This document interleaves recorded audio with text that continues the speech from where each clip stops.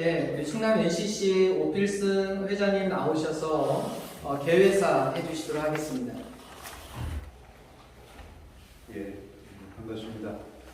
오늘 우리는 간토학살 100주년의 충남 NCC 학술 세미나 한일 목회자 심포지움으로 이 충남시 영천면에 세워진 1923 역사관에서 간토학살 사건의 전개 과정과 기독교적 역사 청산이라는 이런 주제로 모였습니다.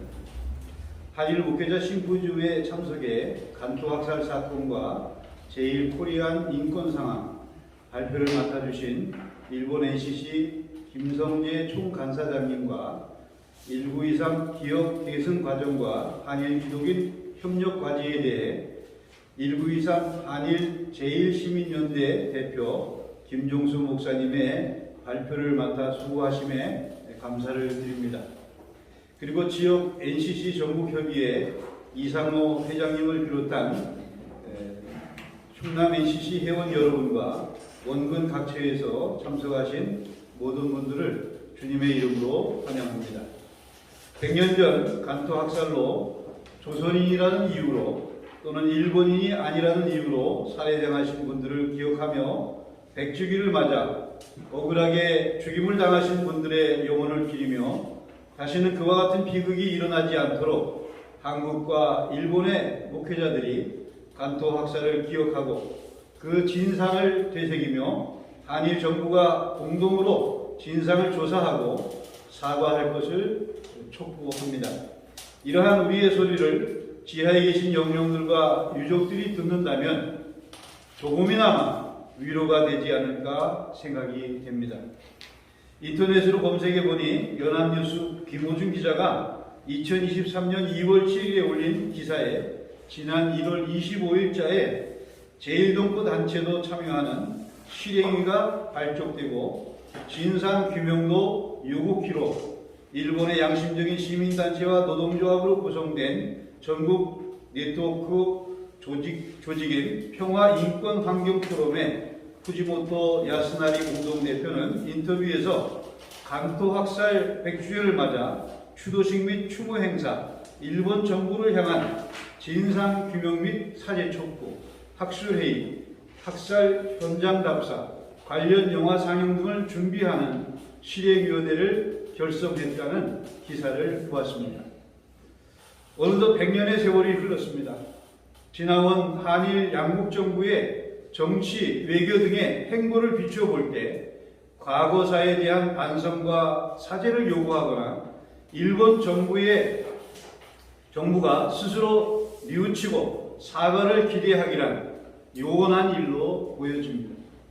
이에 이 자리를 비롯 한국과 일본 그리고 해외 단체와 개인이 참여하는 1923 간토학살 진상규명과 일본의 사죄를 촉구하는 지구촌 시민 네트워크를 구성해 100년의 역사 청산을 하도록 하는 것을 제안하는 바입니다. 우리 모두 뜻깊은 발걸음을 하셨습니다. 이 발걸음이 오늘 하루에 그치고 말 것이 아니라 간토 학살에 대한 한일 정부와의 진상과 책임 있는 사과와 후속 조치들이 이루어지기까지 관심과 연대를 이어갈 수 있기를 바라며 큰 발걸음을 해주신 오늘 모든 분들에게 다시 한번 환영의 인사와 감사의 말씀을 드립니다. 감사합니다. 그래서 지역 NCC 전국협의회 상임회장님이신 이상호 회장님 나오셔서 축사해 주시도록 하겠습니다. 오늘 같은 주제의 심포지움에서 축사라고 하는 그 말 자체가 잘 어울리지 않는 그런 단어인 것 같습니다.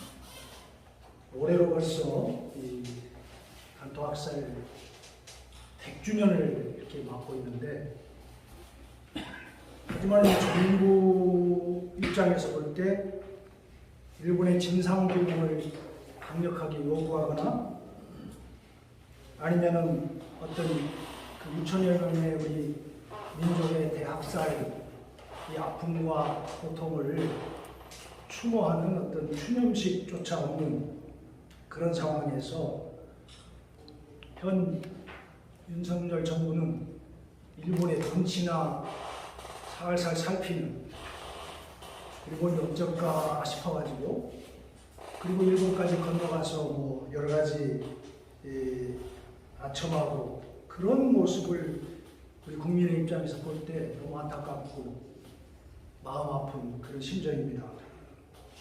우리가 잘 아는 대로 강도 학살은 1923년, 오늘 2023년입니다.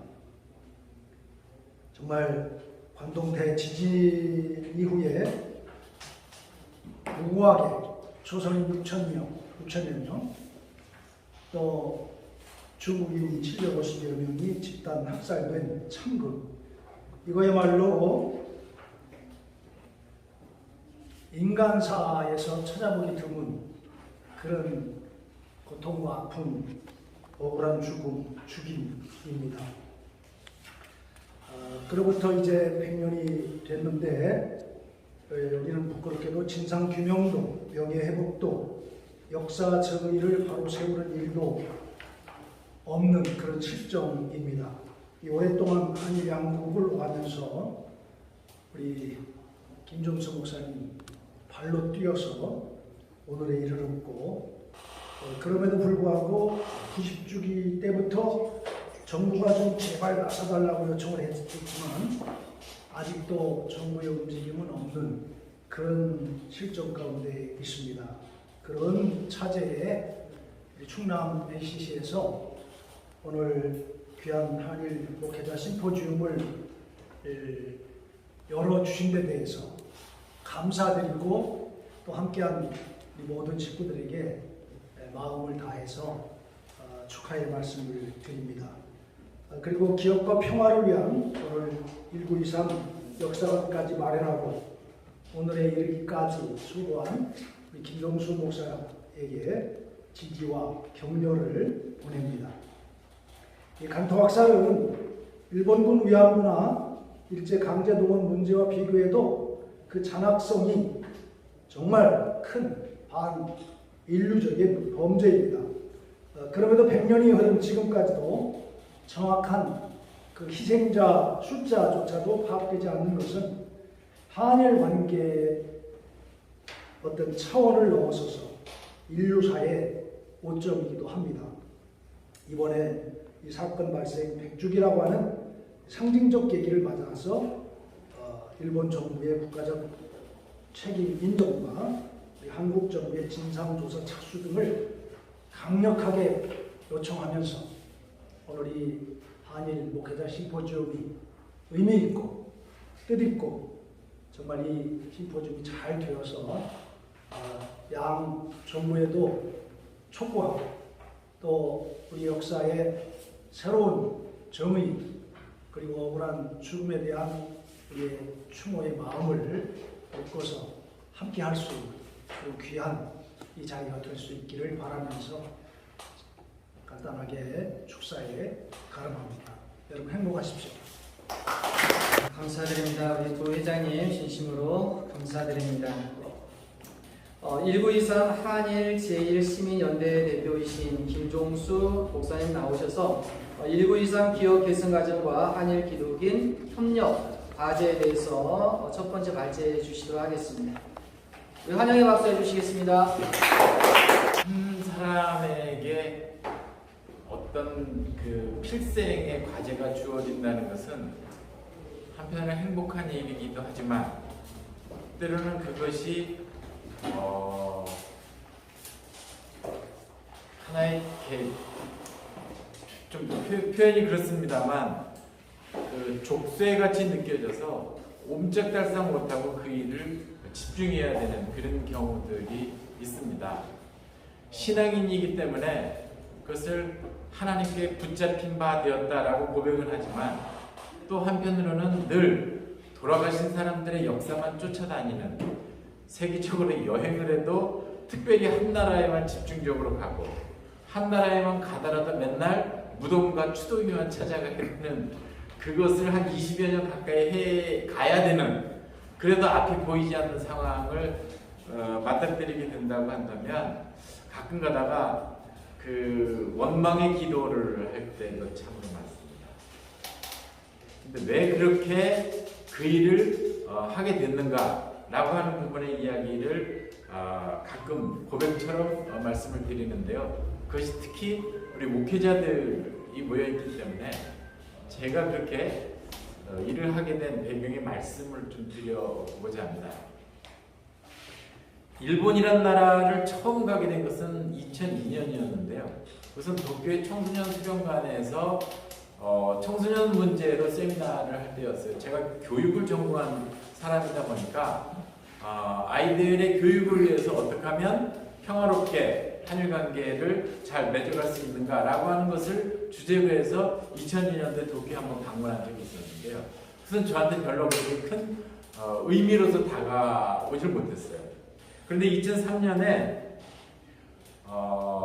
기독교 장로회의 생명선교연대라고 하는 민주교회 운동을 하는 그런 선교단체가 있는데 거기에 선배들이 일본을 여러 이렇게 다녀오시는데 그 중에 저쪽에 이제 서일본 지역의 큐슈 지역이죠. 거기에 고쿠라 교회를 중심으로 한 그 일대 지역의 강제은행 현장을 돌아보는 그런 그 소위 말하면 다크 투어를 먼저 다녀오시고 그리고 후배들한테 다음에 가라고 돈은 대줄 수 없으나 한번 가보라고 이것이 계속 서로 왔다 갔다 하자고 약속한 것이니 두 번째는 너희들이 갈 몫이다. 이야기를 해서 저희들이 큐슈에 가게 됐습니다. 그때 고쿠라 교회 주문옥 박사님께서 일본의 후쿠요시 전도소를 섬기고 있는 이누카이 목사님을 대동해서 저희를 안내해 준 곳이 어디였냐면 휴가 묘소라고 하는 곳이었습니다. 그 휴가 묘소를 가게 되면 일반 개인의 그 개인 일가의 무덤인데 거기에 보면 이렇게 큰 어르신들을 모신 비석들이 이렇게 쭉 있고 잘 되어 있어요. 그런데 거기에 이렇게 깡통 같은 것으로 이렇게 해가지고 거기도 아주 모양새 좋게 쫙 만들어놨어요. 그래서 여기가 뭡니까? 라고 물어봤더니 집에서 키우는 애완동물의 묘인 거예요. 근데 우리를 안내하는데 저 구석에로 안내를 해요. 뒤에 여기로 해서 여기서 이제 기도를 하자는 거예요. 여기가 도대체 어디입니까? 라고 이야기했더니 강제 연행된 노동자들이 탄광의 막장, 우리 인생의 막장이라고 얘기하죠.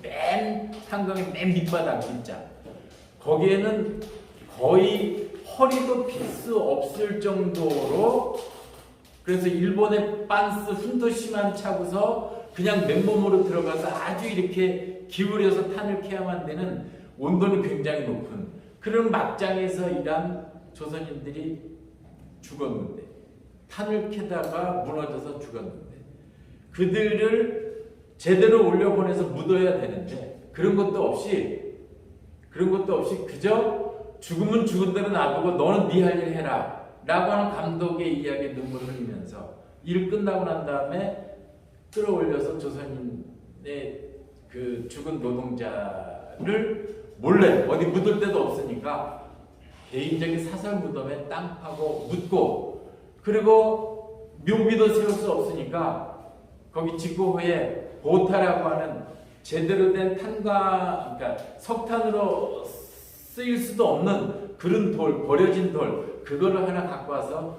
탁 묘비를 올려놓은 것.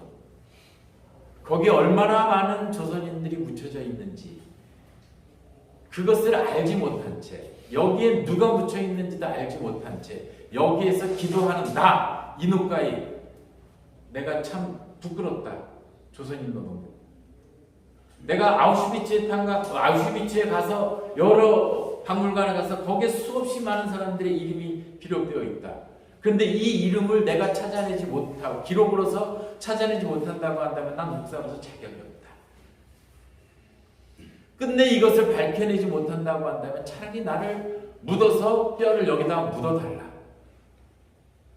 이 말이 이누카이 목사님의 개인적인 말씀이었어요. 3년에 걸쳐서 거기를 갔는데 제가 처음에 했던 한마디, 두마디, 세마디가 3년에 걸쳐서 하신 말씀이었어요. 여기를 안내하는 주문옥 목사님은 충분히 당신이 이곳을 설명할 수 있음에도 불구하고 이누카이 목사님께서 그렇게 말씀하시도록 하셨어요. 역사를 기억하고 역사를 반성한다고 하는 것이 어떤 것일까? 한 번 하면 됐지 그것을 몇 번 계속하게 만들어야 되는가? 누구는 100년의 기억을 더듬어가지고 그것을 또 잘못했다고 이야기하도록 나는 할 자신이 없다 뭐 이런 얘기 아닙니까? 이 나라의 대통령께서. 그리고 저희를 안내한 곳이 또 다른 곳에 갔어요. 거기에 탄광 앞에 갔더니 그 앞에 무슨 탑이 있어요. 탑이 있는데 이렇게 들여다봤더니 복권의 탑이에요. 복권의 탑. 주택 복권이 아니고 권리를 회복한다고 하는 복권의 탑이에요. 그래서 이 복권이 무슨 복권입니까? 라고 이야기를 했더니 죽은 조선인들, 이주해서 왔던 조선인 이주 노동자, 그리고 탄광 안에서 죽은 일본인 노동자들의 인권 회복을 위해서 그들을, 이 번영한 일본을, 그러나 그 밑에서 힘들게 노동했던 그들의 아픔, 그들의 죽음, 그들을 기억하고 그들의 권리를 회복시켜줘야 한다라고 하는 그 뜻을 담긴 복권의 탑을 보면서 죽은 자의 인권 회복이다. 그야말로 참 종교적이다 라고 하는 생각을 하면서 그때 굉장히 큰 이렇게 큰 울림이 있었습니다. 그리고 2006년도에 저희가 일본에 가서 그 아힌나 평화 캠프를, 국제 평화 캠프를 할 때 그때에 일본의 도론코노쿤이라고 하는 일본의 NPO 단체가 캠프를 우리가 열면서 주제를 미래의 역사를 써가는 아이들이 되자라고 캐치프레이즈를 해버렸더니 아니 무슨 역사가 미래의 역사를 써간다고 그렇게 표현을 하냐, 이거 우리 일본인으로서 이해가 잘 안 간다 그렇게 이야기를 하길래 과거의 역사를 기억하는 것도 좋지만 지금 여기 모인 사람들이 한국에서도 소위 말하면 주요부에 있는 사람이다. 왜냐하면 아인나 평화학교에 다니는 학생들이 무용고 탈북 청소년들이었고 부모가 이혼해서 시설에 맡겨진 아이들을 데리고서 아인나 평화학교가 남북통합교육으로서 첫 출발을 했거든요. 그리고 일본에서 만났던 제일 덕후 친구들은 누구였냐면 일본의 정규 교육 과정 바깥에 있는 제일 조선학교에 있는 소위 이제 민족교육을 하고 있는 조선학교의 아이들이었거든요. 여기도 일본의 주변부에 있는 애들이죠. 그들을 모아서 캠프를 하면서 너희들이 한일의 미래의 평화를 만들어가는 주역이 됐으면 좋겠다라고 하는 뜻으로 캠프를 열게 된 거예요. 그때에 만약에 그렇다고 한다면 우리가 역사의 아픔을 함께 느낄 수 있는 역사적 공감대를 같이 느낄 수 있는 강사를 초빙하겠다라고 해서 강사를 모셔온 분이 누구냐면 저쪽에 그 우리 전시되어 있는데 저 뒤에 꼬맹이하고 같이 옆에 있는 저 할머니예요. 저 할머니가 야쿠가이 타이코라고 하는 할머니인데 저분이 10살 때 치바에서 수용소에서 수용되어 있던 조선인들 몰래 밤에 10명, 5명씩 인근에 있는 자경단 단원들한테 조선인을 보냅니다. 왜 보내냐? 일본의 9월 1일부터 시작된 9월 1일 저녁부터 시작된 학살이 9월 2일 날 계엄령이 내려지면서 본격적으로 확산이 되고 3일부터 걷잡을 수 없는 간또 저녁에 학살이 벌어지게 되는데 그때에 자경단들이 국가의 명령을 받들어서 애국심의 발로로 그들은 걷잡을 수 없는 조선인 사냥을 벌이게 됩니다. 그런데 7월 5일 날 외국에서 국제적으로 적십자단이 일본을 구호, 지진이 일어났으니까 구호의 목적으로 들어오는데 곳곳에서 국제 인사들이 와 있는데 여기저기서 학살의 모습이 보여주면 안 되잖아요. 그러니까 그것을 부랴부랴 잠재우려고 일본 정부가 여러분들이 이야기 믿고 이렇게 다니는 것은 전부 다 유언비어다라고 이야기해요. 국가가, 정부가. 유언비어를 통해서 계엄령을 내려놓고 그리고 9월 3일에 일본 전역에 일본 정부의 메시지로 해군 송신망을 통해서 조선인들이 이러저러한 일을 하고 있다라고 하는 소위 내란에 준하는 난동을 벌이고 있다라고 그렇게 전국적으로 전신을 보냈으면서 9월 5일 날은 국민들한테 아까 목사님 말씀하신 대로 유언비어다라고 이야기를 한단 말입니다.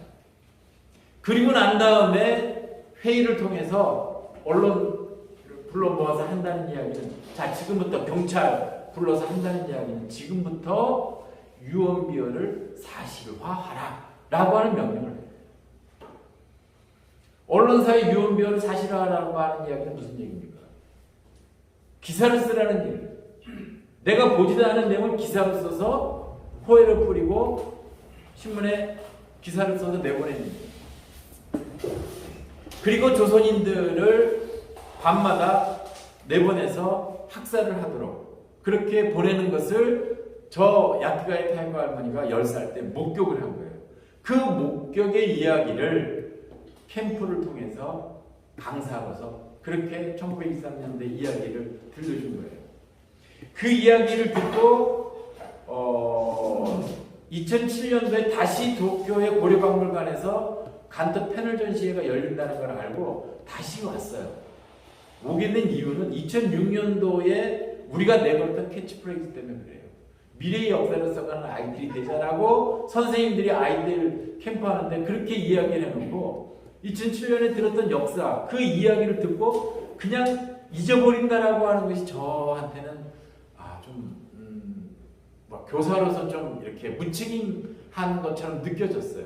그래서 2007년도에 다시 가서 그 영상을 보게 되니까 이게 막 분노로서 이렇게 어찌할지를 모르는 상황이 됐어요. 그 경험이 저한테는 고등학교 2학년 때에 제가 한번 이렇게 머리통으로 얻어맞았던 어떤 그런 체험 때문에 그런데 사실은 고등학교 2학년 때 저는 광주 학살의 이야기를 경주에서 춤을 추면서 알게 됐어요. 수학여행 가가지고 열심히 춤을 추면서 즐기고 있는데 경찰이 와가지고 지금 때가 어느 때인데 너희들이 춤을 추고 있냐 당장 그만둬라 라고 이야기를 한 거죠. 그래서 얘기를 들어보니까 광주에 폭도가 나타났고 그래서 빨갱이들이 침투해가지고 광주 일대를 완전히 뒤집어 놓고 있다. 그 이야기를 들고 오면서 뉴스에 저는 1년 동안 그것을 진실로 알고 살았어요. 그런데 나중에 제가 다니던 주민교회에서 1년 뒤에 우리 영화 택시 운전사라고 하는 게 있잖아요. 택시 운전사에서 광주에 가가지고 그 영상을 찍었던 독일인 기자가 있죠. 그 기자를 보내준 데가 어디냐면 독일의 EMS라고 하는 동아시아 선교회라고 하는 데인데 그 EMS에 그 명령을 내린 곳이 슈나이스 목사님이세요. 슈나이스 다 아시는 분들 많이 있으실 거예요. 슈나이스 목사님 여기도 아우네도 여기도 지원한 거 아닙니까? 어쨌든 그 슈나이스 목사님의 지시를 받아서 독일인 기자가 와서 찍었던 그 영상이 1년 뒤에 편집이 되어서 주민교회에서 상영이 되는 거예요. 제가 그것을 봤어요. 제가 그것을 봤더니 제가 1년 동안 믿고 지냈던 폭도들이 뒤바뀐 거죠. 공권력이 폭도고 애꿎은 광주 시민이 학살당하는 피해자였던 거죠. 그 전까지 제가 알고 있던 관동 대지진, 관동 대학살도 아니에요. 우리가 알았던 역사의 테마는 뭐였냐면 관동 대지진 사건이에요. 외국에서 일어나는 지진 사건을 우리가 왜 기억해야 됩니까? 미국의 지진 사건을 우리가 알고 있는 게 얼마나 돼요? 관동 대지진 사건의 명칭이 학살도 아니고 그리고 어떻게 기술되어 있냐면 일본의 지진이 일어났고 그 지진이 일어나는 와중에 근거를 알 수 없는 유언비어가 나더라고 유언비어를 믿은 일본인들이 조선인을 살해했다. 이 레토릭이에요. 이 문장 속에 담겨져 있는 의미가 뭐냐?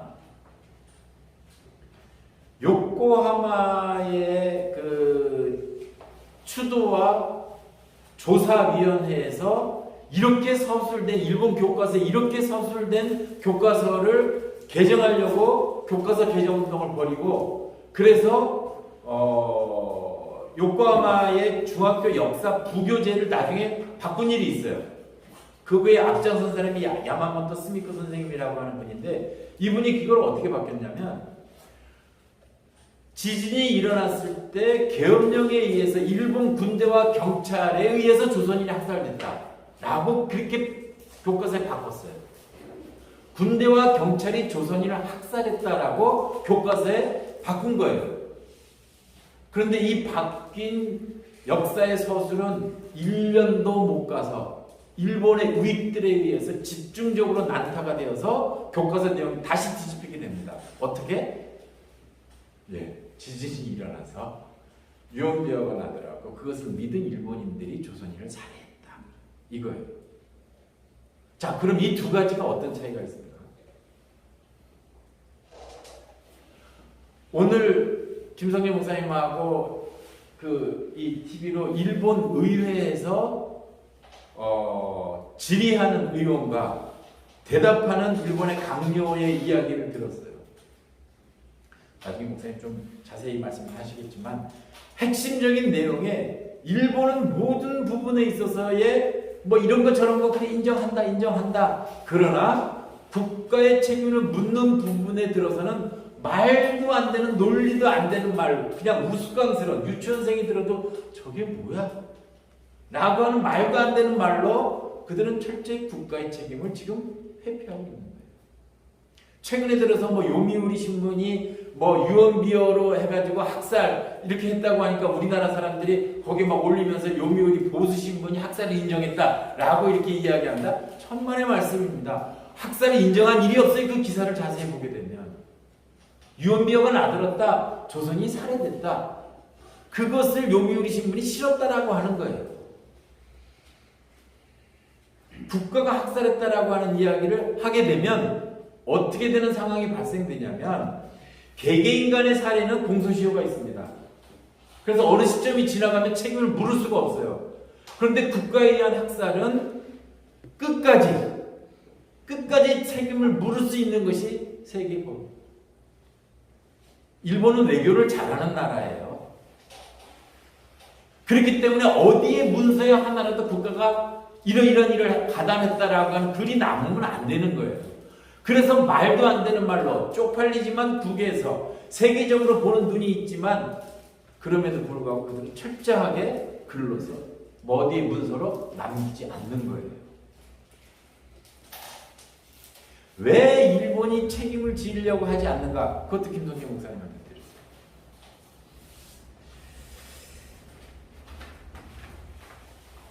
드렸어요. 18쪽에 넘어가면요. 그러면 왜 일본에서는 1923년에 23년 9월 1일 11시 58분에 지진이 일어나는데 왜 3시간 뒤에부터 계엄령을 모의하느냐라고 하는 부분이에요. 그러니까 유언비어를 믿은 일본인들이 조선인을 살해한 것이 아니라 실제적으로 유언비어를 믿은 조선인이 일본이 조선인을 살해한 사건이 없었느냐? 많이 있었어요. 요츠기바시라고 하는 다리에서 나중에 이제 저쪽에도 나옵니다만 조인승이라고 하는 분의 형님이 요츠기 다리에서 살해됐어요. 9월 1일 날. 그러나 6천여 명의 학살된 중에서 9월 1일 날 살해된 사람은 10명도 채 안 돼요. 그럼 언제부터 학살이 본격적으로 시작이 됐는가? 9월 1일 날 3시에 계엄령을 모의를 하고 저녁에 들어서 강요들하고 계엄령을 논의를 합니다. 그런데 계엄령이 통과되지 않아요. 왜냐하면 계엄령이 내려지려면 두 가지 조건이 충족이 돼야 돼요. 하나가 전쟁, 두 번째가 내란이에요. 그런데 일본의 전쟁이 일어나지 않았어요. 그럼 만들어내려면 유일하게 한 가지, 내란으로 만들어야 돼요. 그런데 여러 강요들이 그 일본의 왕이 그 당시에는 타이쇼였고 그 다음에 히로히토 왕인데요. 타이쇼 시대에는 타이쇼 천황이 일본에서 그 일어나고 있는 지식인들의 움직임, 노동자들의 움직임, 천민이라고 불려졌던 불황민들의 움직임에 대해서, 소위 민주적인 움직임에 대해서 타이쇼 천황은 온화하게 되었어요. 지식인들이 뭐 이렇게 논의하고 어디 가서 발표하고 글을 쓰고 하는 것에 대해서 노동자들이 메이데이에 모여서 자기들의 권리 투쟁하는 것에 대해서 국가가 공권력으로 개입해서 탄압하지 않았어요. 그래서 그 시대를 소위 말하면 우리 광주의 80년대처럼 민주화의 봄이라고 이야기하는 것처럼 민주주의의 맹아가 한참 끌어오르던 시기가 1923년, 1922년 이 시기라고들 이야기를 해요. 자, 그런데 타이쇼 시대에 이 민주적 맹아가 자라는 것에 대해서 불만을 느낀 세력이 있어요. 그게 누구냐면 아들 히로히토를 중심으로 한 세력이에요. 이 세력이 새로운 정부를 구성해서 새로운 내각을 구성하는 날이 언제로 정치 일정이 짜여져 있었냐면 그것이 바로 9월 2일이었어요. 자, 9월 2일 날 새로운 내각이 출범을 해야 되는데 9월 1일 날 지진이 일어난 거예요. 자, 극도의 혼란은 민중에서 일어난 혼란은 당연하죠. 지진이 일어났으니까. 그러나 그것보다도 더 심각하게 느낀 사람들이 있었어요. 그게 누구냐면 9월 2일 날 새 내각을 출범하려고 했던 권력자들이었어요. 그래서 소위 사회주의, 공산주의 이 지식인들로 이들이 뭔가 군국주의로 무장한 새로운 천황제대에 반대하면서 이 뭔가 난동을 일으키지 않을까. 그리고 조선인과 일본인 노동자들, 중국인 노동자들이 함께 연대해서 투쟁했던 그 민중들의 투쟁이 그 이전에 있었던 쌀파동의 투쟁처럼 뭔가 일어나가지고 정부를 향해서 폭동이 일어나지 않을까. 쌀파동처럼 난리가 났으니까. 먹을 것도 없고 막 건물 뭐 돌 하나 남지 않고 다 무너진 도쿄에서 정말 아비규환이었으니까 이 혼란을 어떻게 수습할까? 일본 군부가 생각하는 것은 계엄령밖에 없었어요. 그런데 계엄령 내릴 명분이 없었던 거죠. 그런데 민중들 사이에서 떠도는 유언비어들이 몇 가지가 있었어요. 다음 차기 내각의 경시총감이 되어서 그 유언비어들을 아주 조직적으로 다시 다듬어서 다양한 유언비어를 만들어내서 저녁부터 말을 타고 다니면서 유언비어를 유포하기 시작합니다.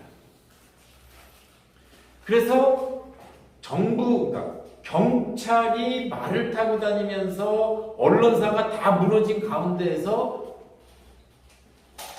정부가 게시판에 글을 붙이고 말을 타고 다니면서 정부의 목소리로 알리고 그러면서 9월 2일 날 아침에 새롭게 다시 내각이 소집되어서 이러이러한 말들이 다 돌고 있는데 이래도 내란이라고 말하지 않을 거냐. 두 번째 소집된 내각에서 결국은 계엄령을 내리자고 같이 합의를 합니다. 그리고 도쿄의 중심부부터 내각이 계엄령이 퍼져나가기 시작을 하고 9월 3일에는 해군 송신망을 통해서 일본 전역에 조선인이 내란에 준하는 행동을 했다고 하는 그런 내용들이 하나하나 전부 다 전역에 송신망으로 전신으로 그렇게 보내는 거죠. 결국은 그러한 국가의 공적인 공문서를 받은 지방현청들에서는 그때부터 자경단을 만들고 자경단이 해야 할 지침서가 내려오고 그 지침에 따라서 자경단들이 조선인들을 체포하고 검속하고 반항하면 그 자리에서 칼로, 죽창으로, 총으로 죽이는 일들을 시작을 했던 겁니다. 나중에 이들이 잡혀서 재판을 받게 돼요. 자경단원들이. 재판을 받으니까 매치 재판 그것도 나중에 목사님한테 좀 더 자세하게 좀 들으시기 바랍니다.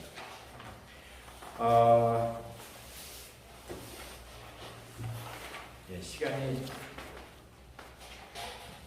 그래서 저는 2007년도에 이 일을 시작을 하면서 이 일은 민간이 해야 할 일이 아니라 국가가 일본 정부의 국가로서 책임을 물어야 하는 것이 제일 중요한 일이다. 그것이 외국에서 이유도 없이 학살당한 사람들이 지금도 여전히 강도범이고 강간범이고 윤관범이고 마을을 전부 다 한꺼번에 몰살하려고 했던 4.18MC범이고 테러리스트들이고 그런 불명예로서 지금 죽어져 있는 구천을 떠도는 그 영혼들은 아직까지도 그 누명을 벗지 못한 상태로 있기 때문에 그들의 명예회복은 특별법을 만들어서 국가가 조사를 하고 그 책임을 일본 정부에 묻고 일본 정부로 하여금 그 당시에 이뤄졌던 일들이 잘못된 일이다라고 하는 것을 통해서 교과서나 언론을 통해서 그때 돌아가셨던 조선인들이 그런 강도의 강간범들이 아니었다. 일본의 잘못이었다. 라고 하는 것을 역사적으로 만들어야 된다라고 하는 게 저희 생각이었기 때문에 그렇다고 한다면 특별법밖에는 방법이 없다라고 생각을 한 거예요. 그 이전에 물론 노무현 시절에 진실과 화해위원회를 찾아가고 뭐 여러 군데 뭐 문재인 대통령 시절에도 국회에서 전시대였고 대통령 이전에 야당 대표였을 때 전시회도 하고 그래서 문재인 대통령이 와서 야당 총재가 와서 특별법을 우리가 발의를 뭐 해서 했는데 통과가 안 되는 것은 결국은 다수인 여당 그때 당시 한나라당 때문에 통과가 안 되고 있다 라고 그렇게 이야기를 했단 말입니다. 그리고 대통령이 됐어요. 그리고 찾아갔죠. 민정수석 우리가 잘 아는 아무개 목사님이 민정수석 있을 때 도대체 말이 되냐? 그리고 도종환 의원은 당신들 전시회할 때 이렇게 이야기하고 정청래 이렇게 이야기했는데 다 정부에 다 들어가는 것도 지금 뭐 하는 거냐? 이야기를 했죠. 바깥에서 더 떠들어 달래요. 얼마나 열불이 터집니까? 아니 그런 국회의원을 왜 그렇게 뽑아줘 우리가? 그것도 못할 거면 제가 대학교 80년대에 신문 우리가 이야기하는 이야기를 써주는 신문사가 없어가지고 우리 옛날 가리방 긁은 거 아닙니까? 가리방 긁어가지고 이거 해가지고 밤새 신문 대신에 우리 일본어로 찌라시죠? 전단 집집마다 나눠주고 다 그렇게 한 거 아닙니까? 그 시대에 대통령이 지금처럼 문재인 대통령과 같은 사람이 되고 80년대에 그 시대의 국회의원이 지금 현재처럼 국회의원이 되었다고 하면 상상해 보십시오. 80년대 초반에 그런 상황은 어떤 상황입니까? 혁명이 아니고서야 그런 일이 있을 수 있다고 생각할 수 있겠습니까? 80년대 초반에. 그런데 지금 이런 상황에서 과거사의 문제를 이렇게 해결하지 못하는 상황에서 깜깜하죠. 19대 때 통과되지 않았어요. 그래서 21대 국회에 다시 또 특별법을 만들어서 유경위원하고 다시 또 작업을 해가지고 국회의원 100명의 동의를 얻었어요. 100주년이니까 100명의 동의를 얻어서 지금 21대 국회에 발의가 되어 있습니다. 이제 민주당이 이것까지 처리를 하지 못한다고 한다면 민주당은 혀를 깨물고 죽어야 돼요. 자격이 없는 거죠. 여러 가지 법들이 지금 다 그렇게 묶여져 있습니다. 그러나 저는 이렇게 이야기해도 별로 신뢰가 가지 않습니다. 믿음이 가지 않아요. 국가가 할 수 있는 일이 뭐가 있을까? 이 특별법이 통과된다고 하더라도 여야가 간투학살 진상규명위원회를 만들면 여당 몇 명, 야당 몇 명 들어가게 돼 있어요. 그리고 몇 년 지나면 또 역할을 또 바꿔. 그렇게 되면 이게 시작은 이렇게 했다가 나올 때는 어떻게 나올지 몰라. 그럼에도 불구하고 의회가 100년을 앞두고서 특별법을 만들었다. 국가가 조사를 했다. 국가가 이러한 결론을 내렸다. 그래서 일본 정부에 공식적으로 묻는다. 이거 과정까지만 할 수 있다고 한다면 저는 제가 역할은 다 한 것이 아니냐. 그렇다고 국가에게만 책임을 돌릴 수 있느냐? 민간 차원에서도 뭔가 100년 앞두고 해야 되지 않냐? 그래서 이 공간을 2017년에 탁 무너져서 그냥 폐허가 되었던 이 공간을 이 재단이 땅 갖고 있어봐야 뭐하냐? 재단 이사들을 설득해가지고 재단은 땅을 내놓고 돈을 가지고 있는 협동조합을 꼬드겼죠. 그래서 MOU를 맺었어요. 우리는 땅을 내놓을 테니까 당신들 연수만 하십시오. 그 대신에 우리가 하려고 하는 일들을 마음껏 재정 지원하십시오. 시설 지원하십시오.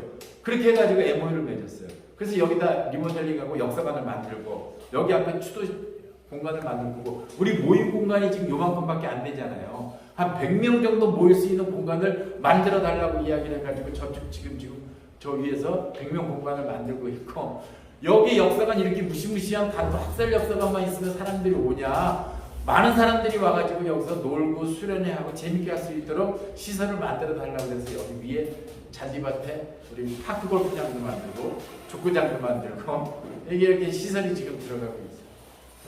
민간단체가 할 수 있는 일들을 우리가 하고 있는 거죠. 그러면서 또 하나 일본 시민사회단체 다니면서 제가 좀 아프게 이야기하는 것이 있어요. 일본 사람들이 가지고 있는 특성과 한국 사람들이 가지고 있는 특성이 한 52대 48 정도로 이렇게 좀 다른 부분이 있어요. 약 한 4% 정도. 다른 부분이 있어요. 그게 뭐냐면 일본의 운동가들은 기본적으로 하나의 부분에 빠지게 되면 그 부분에 있어서 전문가 박사에 능가하는 전문 지식을 가지려고 해요. 그래서 굉장히 파고 들어가요. 그 소위 오타쿠 기질이라고 얘기해요. 굉장히 파고 들어갑니다. 박사님도 말 한 번도 못할 정도로. 한국 사람들은 어떤 장점이 있습니까? 한국 사람들이 이 운동했던 사람이 저 운동도 하고 그렇게 해서 이 사람들이 서로 간에 맺고 연대하고 하는 확산력이 굉장히 강해요. 한국 사람들은 원심력이 강하고 일본 분들은 구심력이 강해요. 그럼 원심력과 구심력이 만나게 되면 아주 굉장한 시너지 효과가 있기 때문에 그런데 미안하지만 여태까지 이렇게 3, 40년 동안 계속 해왔던 일본 분들이 연구 자료가 이렇게 많아요. 저한테 역사관에서 보여준 책이 거의 한 100권 정도가 돼요. 그런데 유감스럽게도 전부 다 일본어예요. 이거를 한국어로 바꾸고 이거를 영어로 출판했다고 한다면 간토 학살 역사는 지금 일본 사회에 머무르지 않을 거다. 세계의 이 간토 제노사이드가 왜냐면 제노사이드의 역사 속에서도 굉장히 앞부분에 있거든요. 국가가 만들어지고 국가에 의해서 벌어지는 제노사이드가. 그래서 얼마 전에 바이든이 털사 그 제노사이드 문제를 이야기하고 잘못했다고 이야기를 하잖아요. 불과 지금하고 몇 년 차이에요. 굉장히 그래서 일본의 연구자들하고 그 두 언어를 쓰는 분들하고 열심히 세계의 언어로 번역하는 일들에 함께 나서자고 이야기를 하고 번역만 하면 되는 것이 아니라 이제는 이게 표현하는 방식이 글을 가지고는 이제 젊은 사람들이 이게 이런 두꺼운 책을 가지고 그걸 읽으면서 공부하려고 하지 않는다. 그렇다고 한다면 어떻게 했냐? 여기 목사님처럼 열심히 유튜브로 찍어서 그걸 이렇게 1시간 동안 올리면 누가 봅니까? 그걸 7분, 8분으로 잘라가지고 각기 여러 가지 테마로 해가지고 재밌게 그림도 그리고 뭐 이렇게 해가지고 열심히 쪽 파일들을 유튜브에 올려가지고 이것을 젊은 사람들이 볼 수 있도록 해야 됩니다. 지금 열심히 이것뿐만이 아니라 노래로 하는 사람들이 있어요. 랩으로도 하고 포크로도 하고. 그래서 낙가가와 고로라고 하는 사람은 무려 40분 동안 간토를 주제로 노래 부르는 그 포크 가수가 있어요. 여기 그 올해 24일 날 여기 초대했습니다. 제가 엽장수 부화경이라고 하는 책을 썼어요. 사이타마에서 유일하게 6,000명의 학살된 사람들 중에 이름을 묘비로서 이름을 남긴 사람이 사이타마에 2사람이 있어요. 강대흥, 그 다음에 부화경.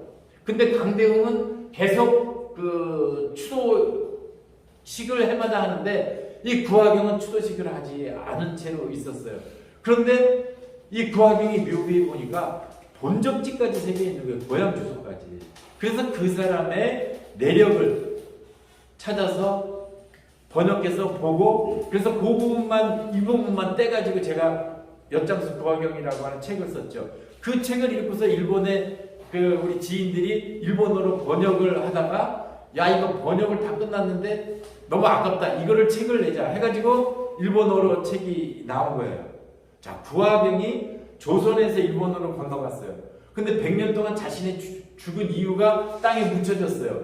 그런데 그 책을 보고서 제가 이야기를 써가지고 한국어로 출판을 했어요. 현해탄을 건너온 거 아닙니까? 근데 일본어로 써가지고 다시 일본 사회에서 부하경 이야기가 널리 알려지고 있어요. 한국에서 출판된 저 책보다도 연장수 부하경보다도 일본어로 출판된 책이 더 많이 팔리고 있어요. 그 소식을 들은 제1동포들이 야 그럼 이거 우리 영어로 번역을 해야 되겠다 해서 영어 번역이 지금 거의 끝나가고 있어요. 감수하고 있어요. 9월달에 영어로도 나옵니다. 독일어도 나와요. 그래서 처음 쓴 작가가 4개 국어로 나오는 책이 출판하게 된 거예요. 비로소 아이들이 간투학살 사건을 이제 언어로 만나게 되는 거죠. 이런 것처럼 노래로, 이야기책으로, 그림이요. 여기 이제 올라가서 보면 여러분들 오늘 보시겠지만 이따만한 그 학살의 그림을 그린 화가가 그린 그림이 있어요.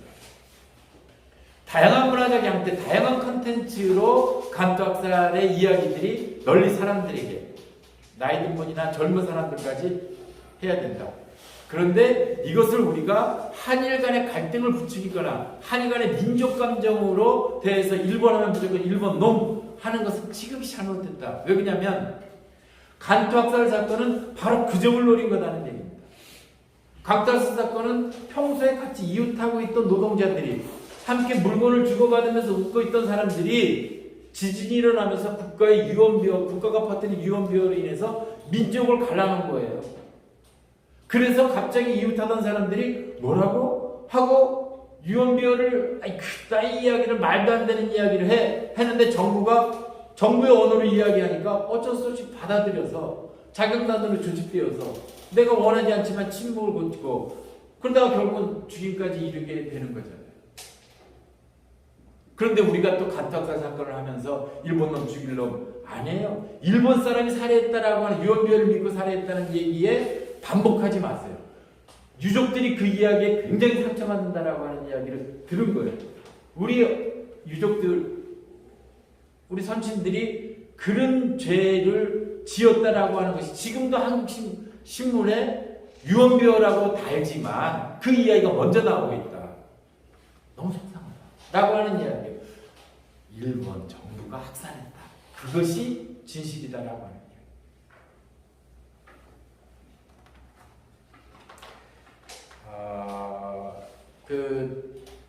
간단하게 50초 나왔네요. 한국에서는 25일 날부터 여기에서 100주년 추도식이 열리고요. 8월 28일 날 국회에서 전시회를 합니다. 춘천에서 제가 특강을 하러 갔더니 춘천도 의병마을이라고 하는 데서 버스 한 대를 대절해서 갈 테니까 국회에 자리를 비워달라고 이야기를 하더라고요.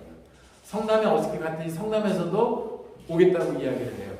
충남 NCC 여러분들한테 부탁드립니다. 버스 한 대 대절해서 8월 28일 날 국회에서 꼭 100주년 추도식 때 뵀으면 좋겠습니다. 그때 서명했던 국회의원들 반드시 오라고 제가 좀 독촉을 하려고 합니다. 이것으로 마치겠습니다.